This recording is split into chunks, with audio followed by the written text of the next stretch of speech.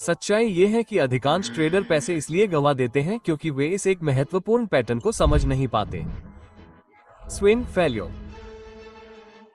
Trader प्रमुख स्तरों पर कीमतों में गिरावट देखते हैं लेकिन यह नहीं समझ पाते कि वास्तव में क्या हो रहा है।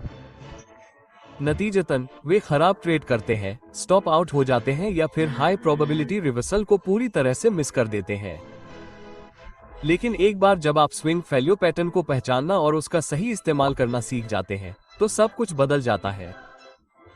इसलिए इस गाइड में हम स्विंग फेल्योर पैटर्न के काम करने के तरीके और उनके ट्रेड करने के तरीके के बारे में विस्तार से जानेंगे। तो स्विंग फेल्योर पैटर्न क्या है? अगर आप कुछ समय से ट्रेडिंग कर रहे हैं तो आपने इनका सामना किया होगा, चाहे आप जानते हो या नहीं। ये बहुत आम घटनाएं हैं। अगर आप जानते हैं कि किसी भी चार्ट पर कहां देखना है तो आप स्विंग पॉइंट पा सकेंगे, जिन्हें स्ट्रक्चर पॉइंट भी कहा जाता है। ये स्विंग हाई और स्विंग लो मार्केट की दिशा तय करने में अहम भूमिका निभाते हैं। जब मार्केट ऊपर की ओर बढ़ रहा होता है तो ये हाई हाई और हाई लो बनाता है। जब यह नीचे की ओर बढ़ रहा होता है तो ये लोअर लो और लोअर हाई बनाता है। लेकिन हकीकत में बाजार कभी भी उस तरह से नहीं चलता जैसा हम किताबी परिदृश्य में सोचते हैं। अक्सर अलग अलग स्विंग पॉइंट के बीच में बहुत सारे साइडवे होते हैं। ऐसा आमतौर पर हाई लिक्विडिटी वाले एरिया में होता है। इसे हम इस तरह समझ सकते हैं। स्विंग फेल्योर पैटर्न के नजरिए से देखें। जब भी हमारे पास समान लो या हाई वाला एरिया होता है तो बाजार अक्सर इस लेवल को एक उद्देश्य के तौर पर देखता है। आमतौर पर यह इन लेवल पर ट्रेड करेगा, पूरी लिक्विडिटी को स्वीप करेगा। लेकिन जब ये हाई होता है तो ऊपर या नीचे जाने पर नीचे बंद होने में विफल रहता है और उसके बाद ये रिवर्स हो जाता है। और अगर हमें पता हो कि कहां देखना है और इनका अनुमान लगाना है तो हम दमदार ट्रेड सेटअप बना सकते हैं। इन्हें सफलतापूर्वक पहचानने में सालों लग सकते हैं। तो यहाँ अच्छी बात यह है, वास्तव में एक इंडिकेटर है जो आपको इस पैटर्न को पहचानने में मदद कर सकता है। और इसकी सबसे अच्छी बात यह है कि यह पूरी तरह से फ्री है। तो tradingview.com पर जाएं। वहां पहुंचने के बाद इंडिकेटर सेक्शन पर जाएं। स्विंग फेलियर पैटर्न खोजें और सुनिश्चित करें कि यह लक्स एल्गो का है। यह इंडिकेटर आपके लिए हर चीज का ध्यान रखेगा। जब हमारे पास स्विंग फेलियर पैटर्न होता है तो उस लेवल को पार करने वाली बातें आपके चार्ट पर हाईलाइट हो जाएगी। यह विपरीत दिशा में एक SFP लेबल भी जोड़ेगा। इसके अलावा यह एक पुष्टिकरण स्तर को चिन्हित करने के लिए एक बिंदीदार रेखा खींचेगा। यदि कोई कैंडल इस पुष्टिकरण स्तर से आगे बंद होती है तो एक त्रिकोण दिखाई देगा जो संभावित बाजार उलटफेर का संकेत देता है। चूंकि स्विंग विफलताएं संभावित उलटफेर का संकेत देती हैं, इसलिए वे आपको ये तय करने में मदद कर सकते हैं कि किसी ट्रेड से कब बाहर निकलना है या ट्रेड में प्रवेश करना है। यदि आप दीर्घकालिक बिक्री की स्थिति में है तो ये संकेतक संभावित रिट्रेसमेंट बिंदुओं को हाईलाइट कर सकता है। और इसी तरह यदि आप किसी विशिष्ट क्षेत्र में काउंटर ट्रेंड अवसरों की तलाश कर रहे हैं तो ये बाजार के शीर्ष और निचले स्तर को पहचानने के लिए उत्कृष्ट है।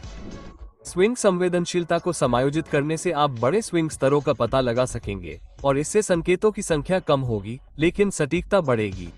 लेकिन ये सब नहीं है।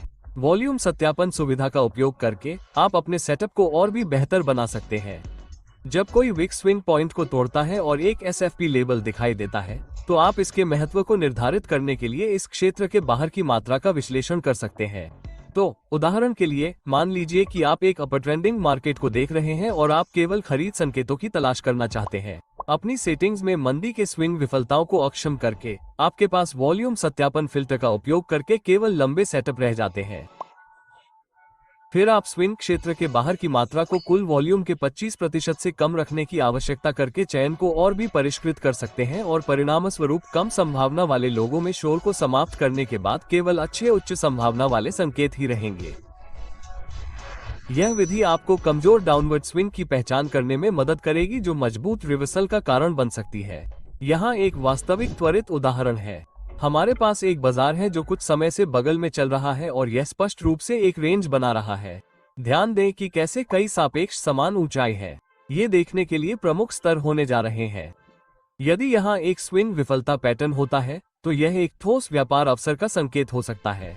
कुछ समय बीतने के बाद मूल्य ऊपर जाता है और इन ऊंचाइयों को पार कर जाता है। इंडिकेटर SFP को हाईलाइट करता है और साथ ही एक संभावित शॉर्ट सेटअप का संकेत देता है। हम यहाँ एक शॉर्ट पोजीशन ले सकते हैं। स्विंग फेलियर पैटर्न के ऊपर अपना स्टॉप लॉस रखने की कोशिश करें जिससे आपके लिए अनुकूल रिस्क टू रिवॉर्ड लेवल का लक्ष्य रखा जा सके। आप सोच रहे होंगे कि ट्रेंडिंग मार्केट में ऐसा कैसे हो सकता है। इस उदाहरण में एक अपर ट्रेंड है जिसके बाद कंसोलिडेशन का दौर आता है। इससे रिलेटिव इक्वल लो बनता है जो संभावित स्विंग फेलियर पैटर्न के लिए इंटरेस्ट का एरिया बन जाता है। आखिरकार कीमत इन लो से नीचे गिरती है और पैटर्न बनाती है। चूंकि यह कंफर्मेशन सिग्नल से ऊपर जाता है, इसलिए ये लॉन्ग जाने का मौका देता है। हम SFP पर अपना स्टॉप रख सकते हैं और अनुकूल रिस्क टू रिवॉर्ड रेशियो को फिर से ऊपर ले जाने का लक्ष्य रख सकते हैं। हालांकि स्विंग फेलियर पैटर्न में ट्रेड करने के लिए इंडिकेटर की जरूरत नहीं है, लेकिन यह एक बेहतरीन टूल है। मेरा सुझाव है कि आप इसे देखें और जब आप इसे समझ जाएं, तो इसके बिना भी आप ज्यादा सहज हो सकते हैं। अगर आपको इस वीडियो से कुछ सीखने को मिला है या इससे कुछ फायदा हुआ है, तो कृपया इसे शेयर करें और ज्यादा जानने के लिए सब्सक्राइब करें और लाइक बटन दबाएं।